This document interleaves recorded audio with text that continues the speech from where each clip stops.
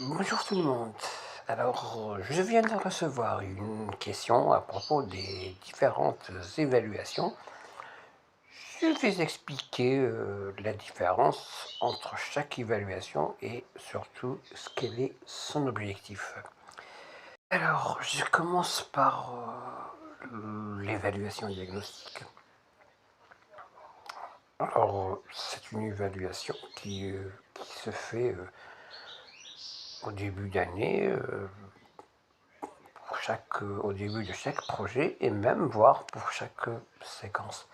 Alors, pourquoi évaluation diagnostique? C'est tout simplement tester les prérequis des élèves. En termes plus simples, c'est savoir ce que l'élève sait et ce que l'élève ne sait pas. Cette évaluation diagnostique, comme son nom l'indique, c'est diagnostiquer les connaissances des élèves. Parce que pour moi, en tant qu'enseignant, je dois savoir est-ce que mon élève, est-ce que mes apprenants peuvent suivre les apprentissages qui vont venir.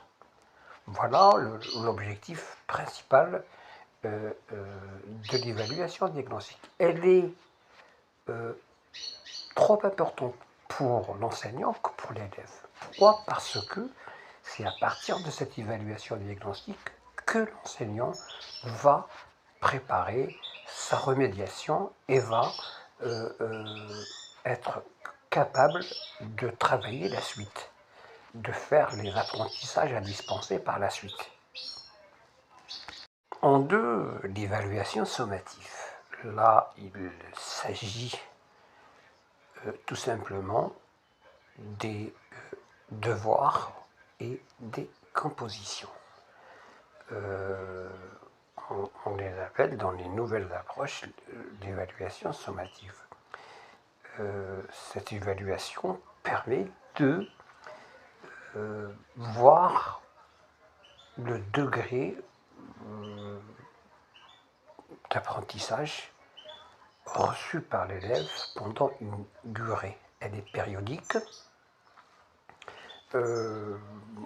Chez nous, elle est trimestrielle. On a 3 compositions, on a plusieurs devoirs. Et l'objectif, bien sûr, c'est donner une note à l'élève quant à cette évaluation. Elle permet à l'enseignant et à l'élève de mesurer l'impact des différents apprentissages dispensés en classe pendant une période. Alors, qu'est-ce qu'il en est de l'évaluation certificative? Regardez le mot certificatif, il s'agit de certificat. C'est une évaluation qui vient toujours en fin de cycle. Par exemple, le cycle primaire, le cycle moyen et le cycle secondaire. Donc, pour chaque cycle, on a une évaluation certificative pour avoir un diplôme, pour avoir un certificat. On a, par exemple, pour le primaire, le certificat d'études primaires.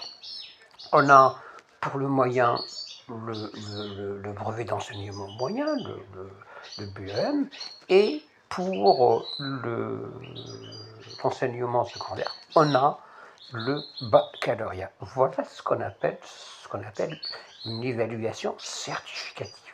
C'est-à-dire, c'est une... Et surtout, le caractéristique de cette évaluation diagnostique, elle est pour tout le monde.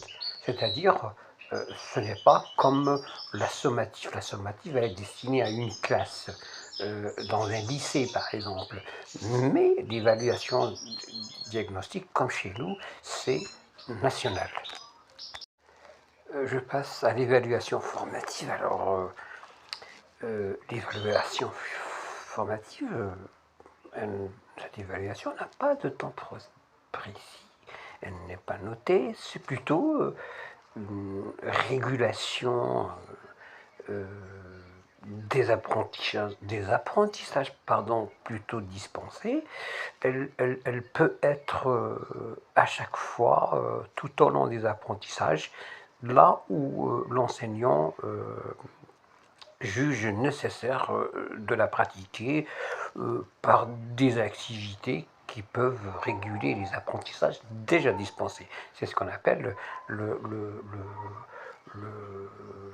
l'évaluation formative. Elle peut aussi être une préparation de l'élève pour l'évaluation formative. Donc, comme son nom l'indique, c'est de la formation. Elle est là pour venir remédier à certaines lacunes, à certaines insuffisances constatées dans les classes quand quand on est en train de pratiquer les apprentissages d'une séquence. Elle peut être même parfois quotidienne, par de petites activités décrochées en classe. Voilà, c'est-à-dire que cette évaluation formative, elle est présente tout au long de la séquence, du projet par exemple. Voilà, j'ai terminé avec les 4 évaluations. Je reprends l'évaluation diagnostique, l'évaluation sommative, l'évaluation certificative et finalement l'évaluation formative. Je vous remercie pour votre attention. Je vais revenir sur d'autres notions prochainement.